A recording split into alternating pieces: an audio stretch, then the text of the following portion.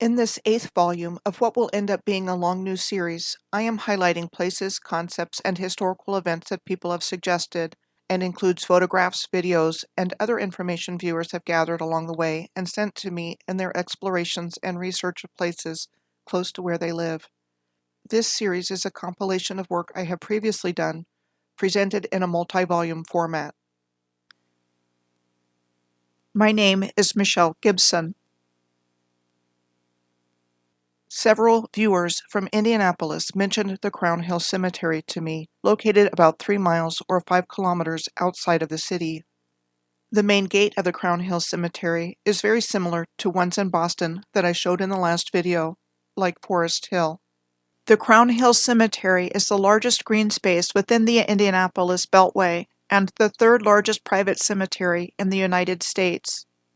It was established in 1863 at Strawberry Hill, whose summit was renamed the Crown, with the tomb of Indiana poet James Whitcomb Riley sitting right at the top of the crown. I wonder why James Whitcomb Riley merited such a prestigious location for his final resting place for all eternity. Let's see what the plaque there about him tells us.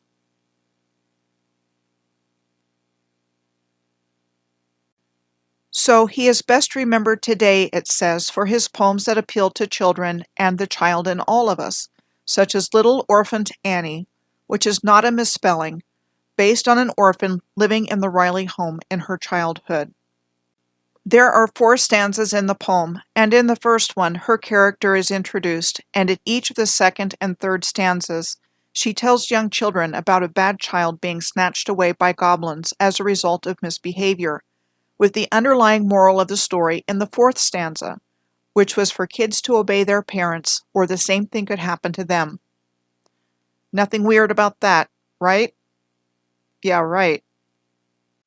Oh yes, and this young girl in Riley's poem was the very same one that the comic strip Little Orphan Annie was based on, which eventually led to radio, television, Broadway, and Hollywood productions about her.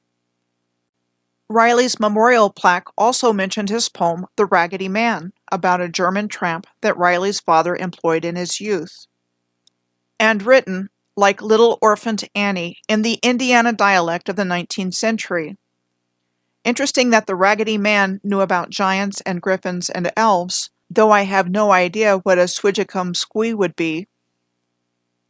Well, here's one artist's rendition of a rather terrifying-looking Squidgicum Squee. Was the Raggedy Man the inspiration for Raggedy Ann?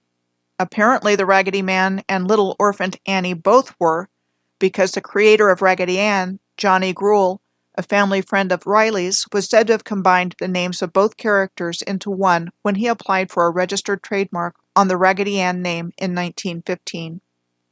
Lastly, according to the plaque at his tomb, Riley was so beloved by the children of Indianapolis who used to come visit him on his front porch for lemonade that they began donating coins to help pay for his memorial, and this tradition continues today.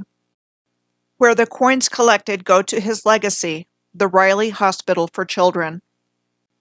JG in Iowa mentioned visiting a lot of rural cemeteries with a friend last year and, among other things, found these tree-like headstones in every graveyard. She looked them up and found out they came from Woodmen of the World, a fraternal organization and life insurance company. Here's what we are told. Joseph Cullen Root founded the Woodmen of the World in 1890 as a secret fraternal benefit organization with the purpose of making life insurance affordable for everyone. And that from 1890 to 1900, every policy included a tombstone. Alas, the cost of tombstones rose to the point that after 1900, members had to buy a rider on their insurance policy in order to receive a Woodman tombstone. By 1920, the costs of making these unique tombstones were so prohibitive that they were discontinued in the 1920s. Frequently, the tombstone had the Woodman of the World, or WOW, or WOW motto, Dum Tacit Clamet, or Though Silent He Speaks, inscribed on a round medallion. Woodmen of the World still exists today and headquartered in Omaha, Nebraska. This is what their original headquarters building looked like, which opened in 1912. It was the tallest building between Chicago and the West Coast, before it was demolished in 1977. And their headquarters building today, said to have been built in 1969. They still operate their radio station, WOAW, in Omaha, which started broadcasting in 1923. Next, LBR said the image of the ether dome at Massachusetts General Hospital in Boston was reminiscent of the image used on the book cover of The Saturn Myth by David Talbot. Now on to new subjects. NA suggested that I come to Fall River, Massachusetts, and Newport, Rhode Island. First, I will look at Fall River and express huge thanks to RR and his son for the photos and the drone footage of Fall River. RR sent me the following pictures. Firstly, this is the Academy Building, also known as the Academy of Music Building, and the Boredom Block. RR said that 1875 was one of the coldest winters ever in Massachusetts, and questioned that it was even possible that they could have built this the way they said they did, since it was said to have been constructed in 1875 as a memorial to Nathaniel Briggs Borden by his family, and opened on January 6 of 1876 as the second largest theater and concert hall in Massachusetts, as well as a venue for other large community events. The building today is used for senior living apartments and retail space after being rescued from demolition plans in 1973. RR sent photos of some of the interesting-looking gargoyle shapes found on this building.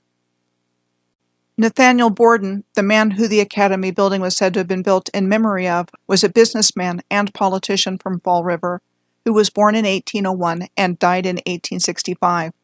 In business, he was involved in textile mills, banking, and railroads.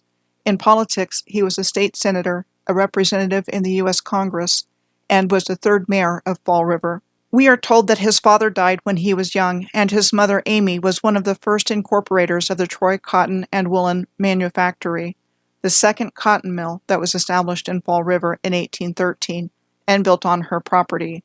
She died in 1817. Then, at the age of 20, Nathaniel, along with several others, organized the Pocasset Manufacturing Company, a cotton textile mill. The Pocasset Manufacturing Company was the origin of the Great Fall River Fire of 1928, which destroyed the mills and a large portion of the city's business district along with it, completely wiping out 5 city blocks but not killing anyone. This is a 1910 illustration of a part of Main Street which was destroyed by the fire.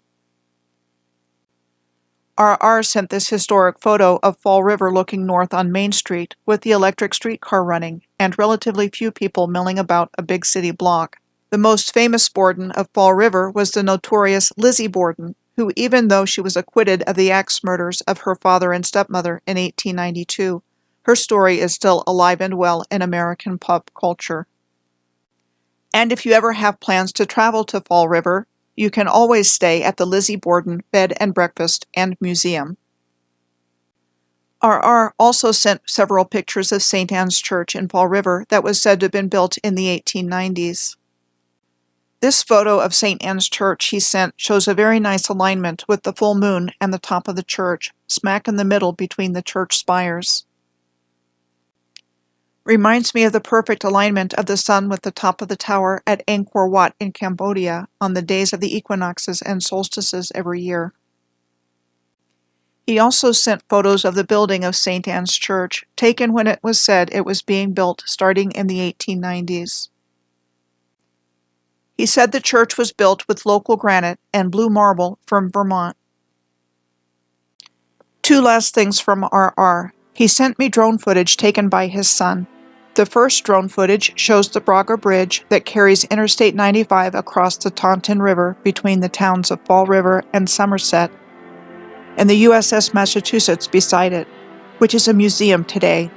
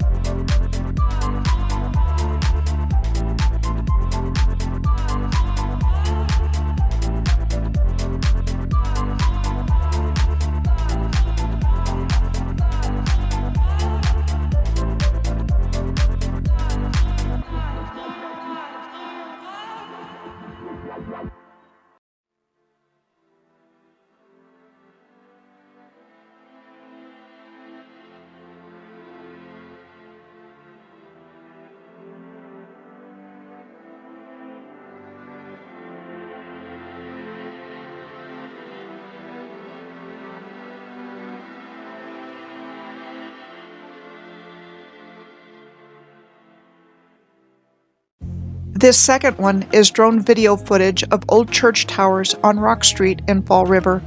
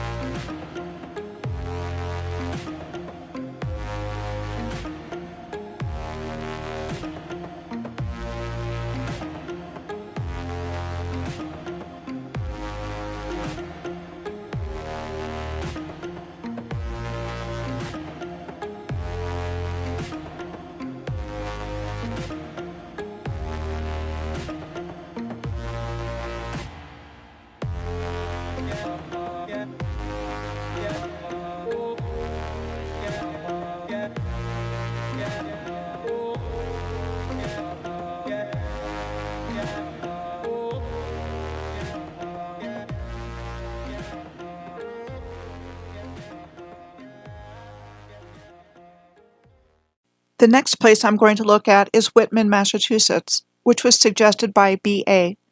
In the late 1930s, Whitman is the place where the chocolate chip cookie was first invented by Ruth Graves Wakefield at the Toll House Inn, which was a tourist lodge. Whitman is located halfway between Boston and New Bedford, and travelers would be charged a toll when they historically stopped here to change horses and have a hot meal. Ruth Graves Wakefield soon became famous for her lobster dinners and desserts at the Toll House Inn, which included the first chocolate chip cookies. The Toll House Inn burned down in 1984, but its sign still stands today on Route 18. Whitman's history is deeply rooted in the shoemaking industry, with over 20 shoe and related factories in town. There are a few abandoned shoe factories left in Whitman, and some have been turned into condos, like the Bostonian Shoe Lofts. B.A. mentioned that there is a beautiful park here, the Whitman Town Park, that was credited to the Olmsted brothers for its present design in 1900. This park has mounds, and a Civil War monument was added to the park, we are told, in 1908. Now on to Newport, Rhode Island, and some other places in the smallest state in the United States. Bellevue Avenue in Newport is known for its Gilded Age mansions. One definition that I found of Gilded Age is that it was a period of gross materialism and blatant political corruption in the United States from the 1870s to 1900. Another definition is that it was an era of rapid economic growth, especially in the northern and western United States. Perhaps the most famous of these Gilded Age mansions, said to have been built between 1893 and 1895 for Cornelius Vanderbilt II in Newport, is known as the Breakers. It was said to have been patterned after a Renaissance palace and built with marble imported from Italy and Africa, as well as rare wood and mosaics from countries around the world. The Breakers Mansion, as well as the city of Newport itself, is centrally located on the Atlantic coast between the eastern tip of Long Island, which is Montauk Point, Martha's Vineyard, and Nantucket Island, and Plymouth, the landing spot of the Pilgrims on Massachusetts Cape Cod. This is a good place to insert AF's suggestion of looking into the Provincetown Monument. Known as the Pilgrim Monument, it is located in Provincetown, Massachusetts, and was said to have been built between 1907 and 1910 to commemorate the first landfall of the Pilgrims in 1620, and the signing of the Mayflower Compact, the first governing document of the Plymouth colony, in November of 1620, when the Mayflower was anchored in Provincetown Harbor. A contest was said to have been held to design the monument, and the winning entry was a design based upon the Torre del Mangia in Siena, Italy, which was said to have been built between 1338 and 1348. R.S. brought Woonsocket, Rhode Island to my attention, with the comment that Rhode Island has tons of massive polygonal masonry walls everywhere, and giant granite masonry on top of bigger and older giant block masonry. R.S. lives near a bridge on South Main Street in Woonsocket, and said that it clearly wasn't built recently, and even has a plaque stating it was refixed in the late 1800s. I found great examples of the megalithic polygonal masonry walls in Rhode Island several years ago when I was tracking an alignment from Washington, D.C. through Providence, the state capital. Here are several photos of the megalithic polygonal masonry seen at Providence's Water Place Park.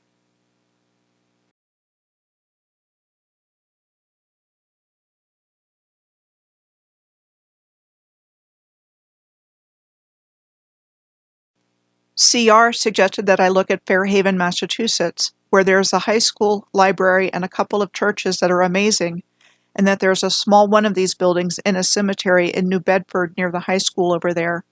Fairhaven and New Bedford are in the same general area that I have been talking about in this region of New England's Atlantic coast, and are located right next to each other.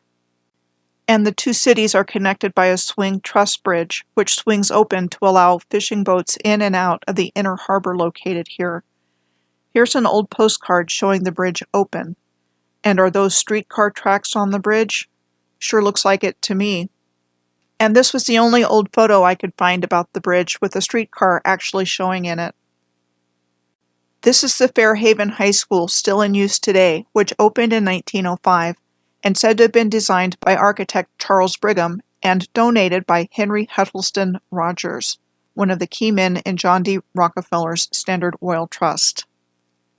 The Millicent Library in Fairhaven was said to have been designed by Charles Brigham and donated to the town by Henry Huddleston Rogers in memory of his youngest daughter, Millicent Rogers, who died of heart failure at the age of 17. It was dedicated in 1893. Both New Bedford and Fairhaven were deeply connected to New England's whaling industry in the 19th century, as whale oil was the primary source for lighting fuel for much of that time.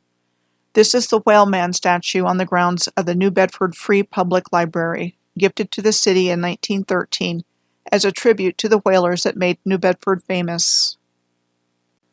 The next places I'm going to look at are in Connecticut, which are Candlewood Lake and Meriden, from information provided to me by K.O. First, Candlewood Lake, which is a man-made lake that is the largest in Connecticut and the largest lake within a 60-mile or 97-kilometer radius of New York City. Some of the most expensive real estate in Connecticut is found around its shores. Candlewood Lake was formed when the Connecticut Light and Power Company's Board of Directors approved a plan in 1926 to create the first large-scale operation of pumped storage facilities in the United States, and they created the lake by pumping it full of water from the Housatonic River. He said there was a city named Jerusalem beneath the waters of the lake, and while there isn't a lot of information regarding this lost town in Connecticut, there are references to it available to find. K.O. mentioned there is a Babylon, New York, and New Canaan, Connecticut, right close by, as well as a Bethlehem and Bethany. Just as an interesting aside for those of us who remember when the Amityville Horror came out in the late 1970s, I happened to notice Amityville is just down the road from Babylon on New York's Long Island. One more place of interest to note in Connecticut is Waterbury. It was the location of Holy Land USA, a theme park said to have been inspired by passages from the Bible. It opened in 1955 and closed in 1985. It reminds me a lot of Cappadocia in appearance, an ancient region in central Anatolia of Turkey. K.O. also sent me some photos from Meriden, Connecticut. In this picture of what he called a floret, an elevation applique, it looks like there have been modifications, with what appears to be another set of numbers beneath what is seen on the surface. He said there is a deep scratch around where whoever scratched around the outside of the area and then used a chisel to somewhat sloppily prepare the surface for a new date and elevation, which was done with another tool and engraved in a different style of text. Meriden is located halfway between New Haven, Connecticut and Hartford, Connecticut. This is Meriden City Hall, said to have been built in 1907. The Soldiers' Monument in front of the City Hall was erected, we are told, in 1873 to honor those from Meriden who died in the American Civil War.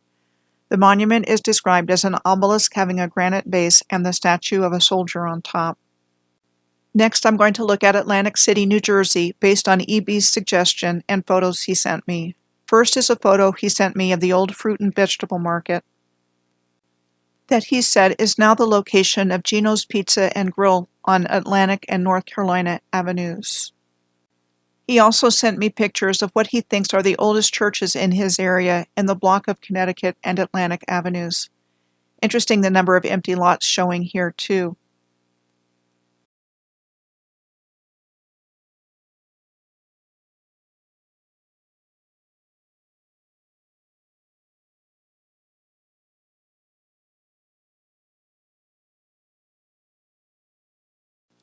EB also sent me screenshots of old hotels in Atlantic City that were 3 and 4 blocks long that were Moorish castles, like the Marlborough Blenheim Hotel, which was said to have been built between 1902 and 1906 and demolished in October of 1978.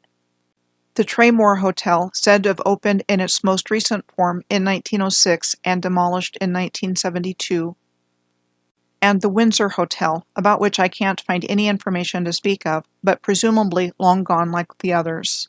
This is an old postcard showing the Atlantic City and Shore Railroad crossing a 2-mile or 3-kilometer-long trestle bridge in Great Egg Harbor Bay, and was a type of streetcar system in New Jersey called an interurban that served Somers Point and several other cities between Atlantic City and Ocean City in the years between 1907 and 1948. CZ sent me several Google Earth screenshots of Harrisburg, the state capital of Pennsylvania. Harrisburg is situated on the east bank of the Susquehanna River, only 107 miles or 172 kilometers west of Philadelphia. Like with any place, there is so much information to choose from as far as where to look in Harrisburg that I'm going to focus solely on what CZ sent me about the Capital District. The land that became Harrisburg had been purchased by an English trader named John Harris Sr. in 1719. John Harris Jr. made plans to lay out a town on his father's land, and the land was surveyed by William Maclay, John Harris Sr.'s son-in-law. The city of Harrisburg became incorporated in 1791 and named the Pennsylvania state capital in October of 1812. The current state capitol building was said to have been designed by architect Joel Miller Houston and built between 1902 and 1906 in the Beaux-Arts style of architecture. The interior of the Pennsylvania state capitol is described as having decorative Renaissance themes throughout the building. It is part of what is called the Pennsylvania State Capitol Complex. On the east side of the Capitol building is what is referred to as the East Wing, described as a 1987 extension of the Capitol building. Flanking the East Wing are the North and South office buildings. The North Office Building was said to have been built in Indiana limestone, starting in 1927. And the South Office Building in Indiana limestone, starting in 1919. We are told the oldest building of the complex is the Ryan Office Building, with a construction completion date of 1894. East of the North and South Office Buildings, across Commonwealth Avenue, there are a pair of buildings situated across from each other at either end of the Soldiers and Sailors Memorial Grove. I will be touching more on the Soldiers and Sailors Memorial Bridge that you can see the pylons of in the background momentarily. The Forum Building is on the south side of the Memorial Grove and was said to have been built out of gray limestone and featuring 22 bronze doors between 1929 and 1931 in the style of an open-air Greek amphitheater, complete with a star map of the night sky depicting the zodiac and other constellations with over 1,000 stars on the ceiling.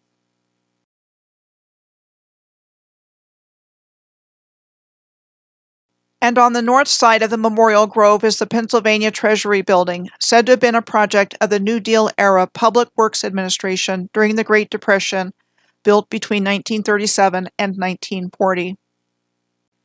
The easternmost portion of the Pennsylvania State Capitol complex is the Soldiers and Sailors Memorial Bridge, or the State Street Bridge, which connects the complex to neighborhoods across the railroad tracks that run east of North 7th Street. It is a 1,312-foot or 400-meter deck arch bridge said to have been constructed between 1925 and 1930. The State Museum of Pennsylvania is directly adjacent to the Pennsylvania State Capitol complex. Run by the state through the Pennsylvania Historical and Museum Commission to, quote, preserve and interpret the region's history and culture, end of quote, and includes a multimedia planetarium and 4 floors of exhibits covering Pennsylvania history from prehistoric times through today. There's more to find just in this part of downtown Harrisburg, but I'm going to stop at one more location in Harrisburg, a couple of blocks north, before I head out to other points on this journey. CZ sent me screenshots of the Scottish Rite Cathedral and Masonic Temple of Harrisburg, with a tall obelisk on its grounds.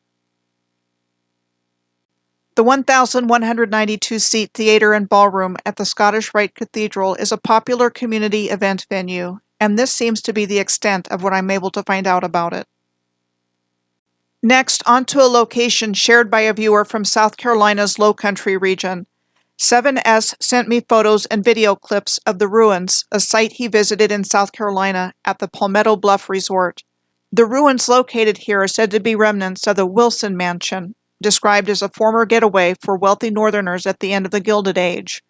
They are located on property previously owned by a New York financier by the name of Richard T. Wilson, Jr., who is said to have built a 4-story mansion with 72 rooms here in 1902 as a home away from home, until it burned down in 1926. Wilson's in-laws included members of the Vanderbilt, Whitney, and Astor families, who were among the prominent guests that were entertained at Palmetto Bluff. Compare the appearance of the ruins at Palmetto Bluff Resort in South Carolina on the left with the ruins at Holiday Park in Indianapolis on the right. The following video is a compilation of footage 7S sent me when he visited there. When he is taking close-up shots of the columns laying around, we are seeing a type of building material historically used in the coastal southeast called tabby, comprised of lime, water, sand, oyster shells, and ash.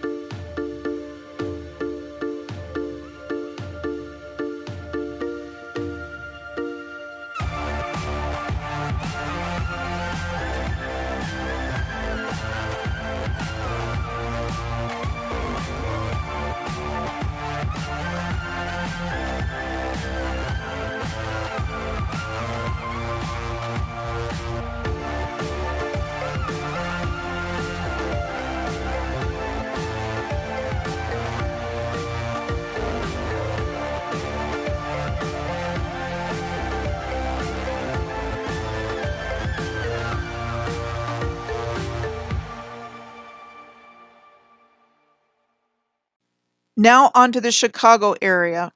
LH sent me Google Earth screenshots of several places around Chicago. One was the Baha'i House of Worship in Wilmette, Illinois, located on the shore of Lake Michigan, and said to have been built between 1912 and 1953, and the second oldest Baha'i temple ever constructed, and the oldest one still standing. It was said to have been designed by French-Canadian architect Louis Bourgeois, who was said to have received feedback during a trip to Haifa in Israel in 1920 from the son of the founder of the Baha'i Faith.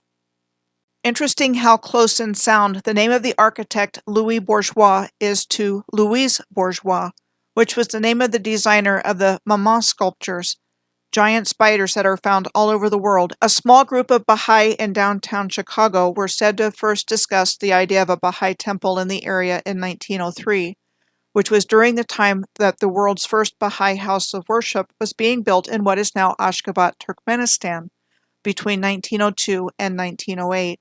It was said to have been used as a house of worship for only 20 years before it was turned over to Soviet authorities, and then destroyed after that in what we are told was one of the deadliest earthquakes in modern history. LH also sent me a Google screenshot of the location of the Scottish Rite Valley, Chicago in Bloomingdale, Illinois. Here we find the Scottish Rite Cathedral Headquarters Association, quote, telling the story of Freemasons and the Scottish Rite origins in symbolic interior and exterior spaces, end of quote. LH also sent me a screenshot of the Medina Temple on the north side of Chicago. It was said to have been designed by the Shriners architects Huell and Schmidt and completed in 1912. It is described as a colorful Islamic-looking building replete with pointed domes and an example of Moorish revival architecture. Currently, the building is not being used for anything, but it originally housed an ornate auditorium with a seating capacity of 4,200 on 3 levels and several organs. It was the annual location for the performance of the Shrine Circus in Chicago for many years. And WGN-TV used the Medina Temple for the live telecast of the Bozo 25th Anniversary Special on September 7th of 1986. This just really reinforces the Masonic connections between circuses and clowns. I mean, it's not hard to find out things like comedian and clown Red Skelton was a Shriner when you look for it.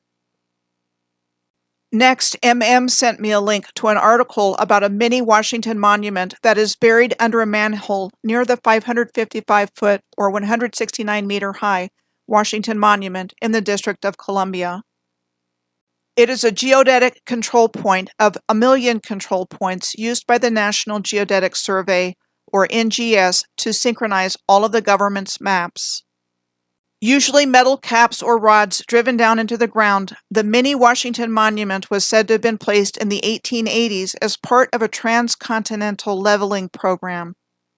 How and why did a 12-foot or 3.5-meter high underground obelisk become a geodetic control point in the first place?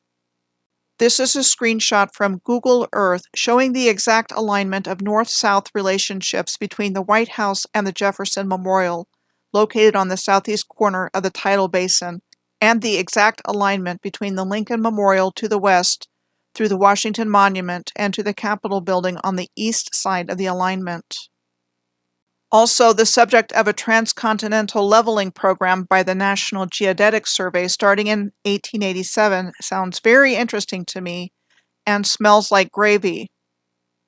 What I get a sense of from this information are the following implications about what the actual purpose of the National Geodetic Survey and its transcontinental leveling program might have been.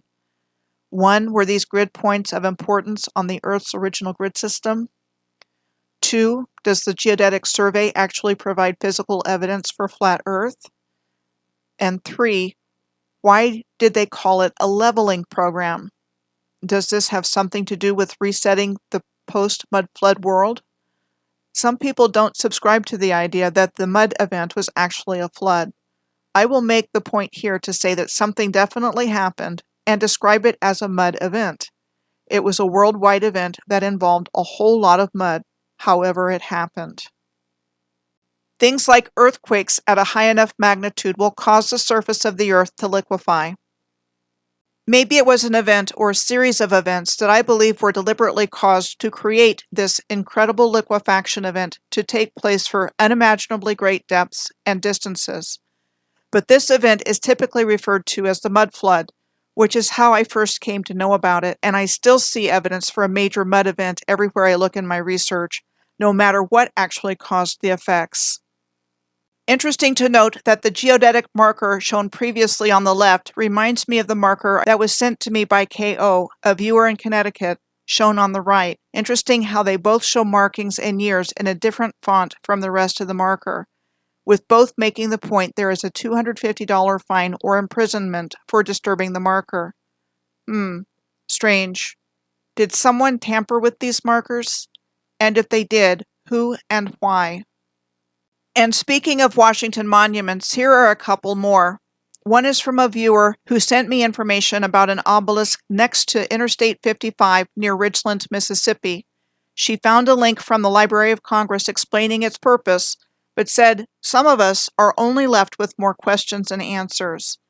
Called the Washington Monument Cell Phone Tower, what we are told is that this is a cellular telephone tower whose obelisk design was felt to be more pleasing in design than the usual girders and antenna. In the same way that other communities hide cell phone towers in fake trees. Another one is at Washington Monument State Park near Boonesboro, Maryland, on the Appalachian Trail. I never went there, but I remember the signs for it because my parents used to go shopping for furniture when I was a child at a store in Middletown, Maryland, which is located near there. It is a 40-foot or 12-meter high stone tower that was said to have been built to honor George Washington starting on July 4th of 1827, at which time the citizens of Boonesboro came together en masse, and by the end of the day, the tower was already 15 feet or almost 5 meters high, on a base that was 54 feet or 16 meters in circumference. K.H. brought to my attention an historical funicular, also known as an incline railway, in Marseille, France. We are told that it was built in 1892 to reduce the effort of scaling the hill that Notre Dame de la Garde Catholic Basilica was built on top of between 1852 and 1864. We are taught it was built over the top of the foundations of an ancient fort on the highest natural point in Marseille, and that the funicular was demolished in 1974 after it was shut down in 1969 because the advent of the automobile made it unprofitable. J.K. sent me quite a few suggestions of places to look at in Joliet, Illinois. Places like the Joliet Central High School, said to have been designed by architect Frank Shaver Allen, complete with arches, castellated walls, and towers, and opened in 1901.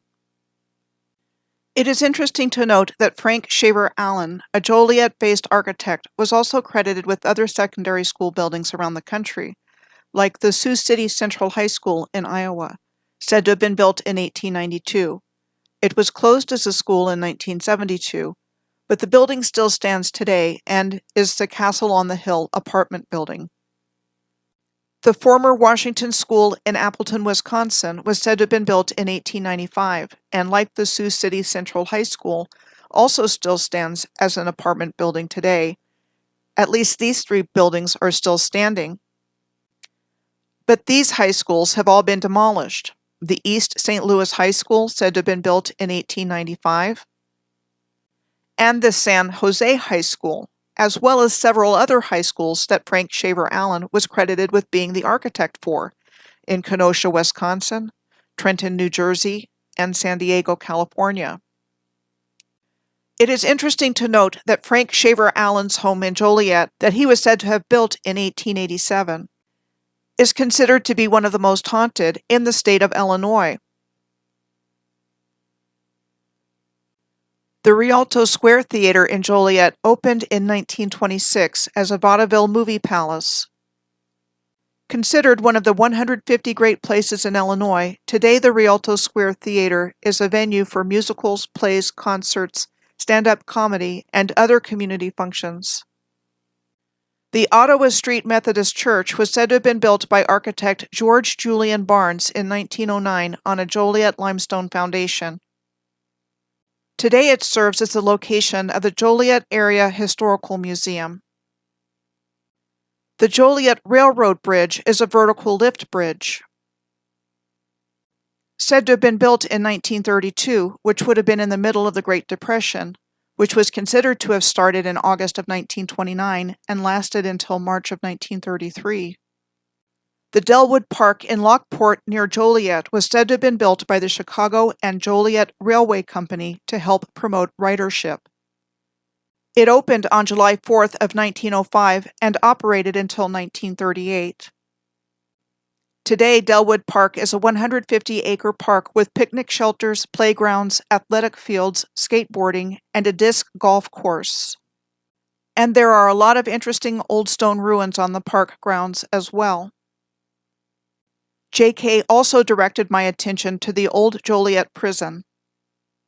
The prison was said to have been built by convict labor between 1858 and 1860, who quarried the limestone with which the prison was built. During the American Civil War, which took place between 1861 and 1865, the Joliet prison housed prisoners of war as well as criminals, and from the 1870s, we are told, the prison had contracts with local businesses. Joliet Prison closed as a prison in 2002 due to budget cuts and, quote, the dangerous and obsolete nature of the buildings, unquote, though it is still open for tours to this day. Joliet Prison was featured at the beginning of the 1980 Blues Brothers movie with Dan Aykroyd and John Belushi as Elwood and Jake Blues, where Jake was paroled from prison at the beginning of the movie. CH sent me a link about the Minnesota Correctional Facility in St. Cloud, Minnesota. He said it looks like a repurposed castle to him, and a similar story is told about this prison also, inmates quarrying the stone to build the walls and parts of the facility. It first opened in 1889. The greystone of the prison on the left at St. Cloud, Minnesota immediately brought to mind the greystone of Georgetown University in Washington, D.C. on the right. CH said it is located right next to railroad tracks, and directly across the tracks and the highway, the Minnesota Highway Safety and Research Center is located, which has numerous circuit shapes on the grounds.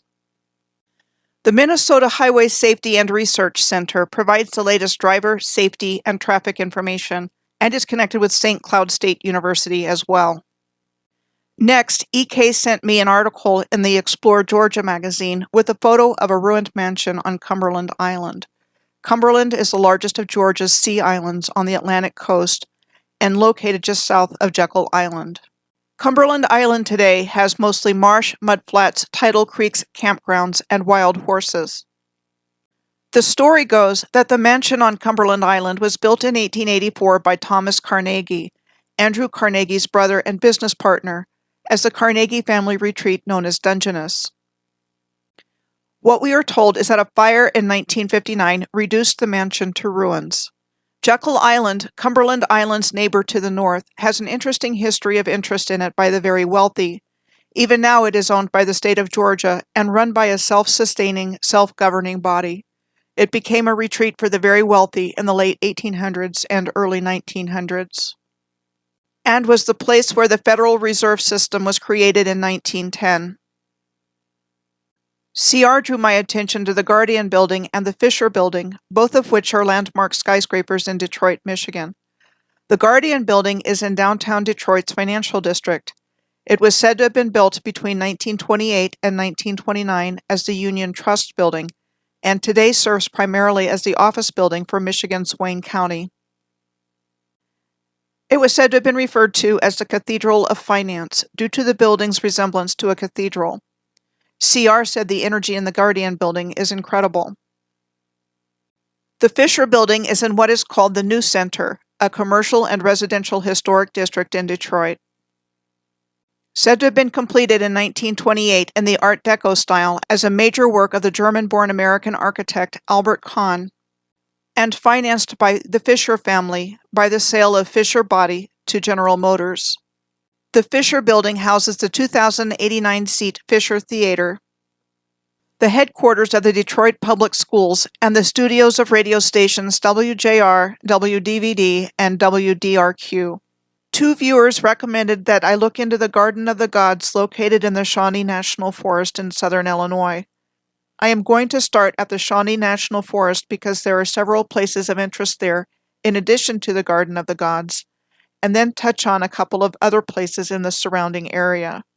There's a lot to unpack here. The Rim Rock Trail in the Shawnee National Forest is a 1.7 mile or 3 kilometer long trail. It is described as going around the rim of an escarpment before going down into a crevice in the rock cliff to the valley floor, and meandering through massive rock formations, which we are told are natural. Does this place look natural to you? Because it sure doesn't to me. More examples to come. Jackson Falls are located in the heart of the Shawnee National Forest. Jackson Falls are a popular rock climbing and rappelling destination with its bluffs and rock faces, and the popular 4-mile or 6.5 kilometer Jackson Falls Loop Trail. The Garden of the Gods in the Shawnee National Forest is located right next to the town of Harrod, Illinois.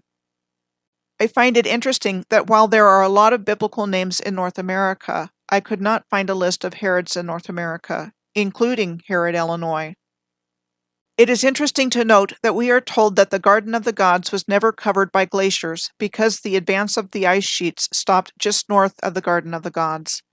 Instead, the explanation given is that millions and millions of years ago, a thick layer of gray sandstone was laid down by geological conditions in southern Illinois, and that this bed of gray sandstone was later uplifted, and that the Garden of the Gods is part of an uplifted sandstone plateau, and that dramatic erosion patterns created what are called hoodoos, or tall, thin spires of rock, and other unusual formations from the sandstone, and have names like Camel Rock, Anvil Rock, and Table Rock. The Illinois Iron Furnace is located at Carver's Ridge near the Garden of the Gods in the Shawnee National Forest. It was said to have been built sometime between 1837 and 1839 by two businessmen, and used to smelt locally mined iron ore. The use of the iron furnace ended completely in 1883, which effectively ended the iron industry in Illinois. The Cave-in Rock State Park is in the neighborhood, at the edge of the Ohio River on the Illinois side. And Golconda, Illinois is just a little ways downriver on the Ohio River from the Cave-in Rock. Golconda is interesting, said to be the first permanent settlement in Pope County, Illinois in 1798. We are told it was named after the ancient city of Golconda in India in January of 1817. Okay, so how, according to the history we have been taught, would the settlers in 1817 have even known about the ancient city of Golconda in India to begin with? This would have been long before the development of mass communication and mass transportation. What really caught my attention in Golconda was the Golconda Lock and Dam 51. Today, the Golconda Lock and Dam houses are 4 vacation rentals that are adjacent to what was part of the Golconda Lock and Dam 51. Historically, Golconda was the location of Lock and Dam 51 on the Ohio River, said to have been constructed by the U.S. Army Corps of Engineers as a navigational aid on the Ohio River. The Smithland Lock and Dam were put in operation in 1979, and the property transferred to the city when the dam was removed. This is what's left of it today. I found this historic picture of the same place where it looks quite muddy to me. Here's a circa 1902 or 1903 photo taken from the Golconda Fort in Hyderabad, India, which I found a while back when I was tracking a long-distance alignment through India. It looks muddy in this photo to me, too. Golconda in India flourished as a trade center of large diamonds, known as Golconda diamonds. It has produced some of the world's most famous diamonds, including the Koh-i-Noor, one of the largest cut diamonds in the world. This is a glass replica of it, because the original is part of the British Crown Jewels. And the Hope Diamond, a famous blue diamond that is on exhibit at the Smithsonian in Washington, D.C. Karnak, Illinois is on the other side of what is called an oxbow on the Ohio River, and almost directly across from Golconda. It is a small village that had a population of 499 people in the 2010 census. Well, there is nothing of interest to look at showing up for me in Karnak, but just 10 miles or 15 kilometers north, just up the road from Karnak, is what is called Tunnel Hill in Vienna, Illinois. Another Karnak, the Karnak Temple Complex near Luxor in Egypt, is known for its gargantuan size. The village of Makanda, Illinois, is 26 miles or 42 kilometers northwest of Karnak, and 8 miles or 12 kilometers due south of the city of Carbondale, Illinois. Makanda is the location of Giant City State Park, which experienced the longest period of totality during the 2017 total solar eclipse at 2 minutes and 40 seconds. Just north of Makanda and Giant City, the city of Carbondale is located at the exact center of both of the 2017 total solar eclipse and 2024 total solar eclipse paths. Carbondale was said to have developed starting in 1853 when 3 men purchased a parcel of land because of railroad construction there and named for the large coal deposit in the area. It was incorporated in 1856. The first train came through Carbondale on July 4th of 1854, traveling north on the main line from Cairo, Illinois, spelled like Cairo, Egypt. Southern Illinois University first opened in Carbondale in 1874 and is the flagship campus of the Southern Illinois University system. By the way, Southern Illinois is also known as Little Egypt. But didn't we just see Herod, Illinois back at the Garden of the Gods, presumably named after the Judean King Herod in the Bible? Well, according to the cover on this issue of Ancient American, there is evidence for Hebrew archers in ancient Illinois as well. Things to think about.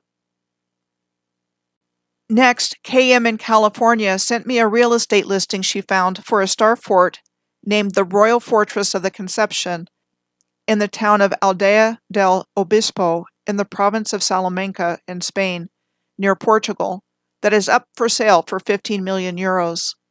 It was restored starting in 2006 and opened in 2012 as the Hotel Royal Fortress of the Conception until it went up for sale on the real estate market. EC lives in California, and she passed along several pieces of information to me.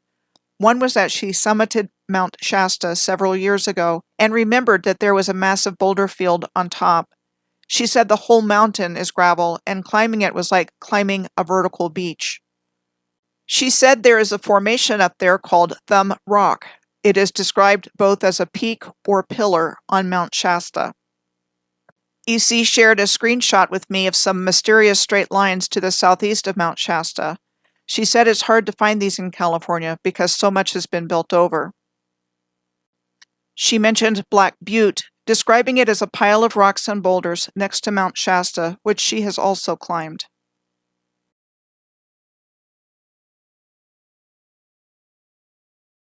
She said Scott Valley is northwest of Mount Shasta and features circle farms. She directed my attention to the Sacred Heart Catholic Church in Fort Jones in the Scott Valley near Mount Shasta. Fort Jones had a population of 600 in the 2020 census. Fort Jones was said to have been named after a frontier outpost less than a mile south of town, but there doesn't appear to be anything left to be able to identify whether or not it was a star fort with any degree of certainty. EC shared some interesting layouts of cities in California that appear to have circuit board-looking components, like in Los Angeles, just north of the La Brea tar pits, and in Madera, California. She also shared photos of the old courthouse in Madera, which was said to have been built in 1900 out of granite quarried in Madera County, and the first significant public building constructed in Madera County. The building's original tower was said to have fallen in a 1906 fire, but it was rebuilt. The county government moved out in 1953 when the building was deemed unsafe. Today, it is a museum operating under the auspices of the Madera County Historical Society. I'm going to end Places and Topics Suggested by Viewers, Volume 8, right here, and there's more coming your way.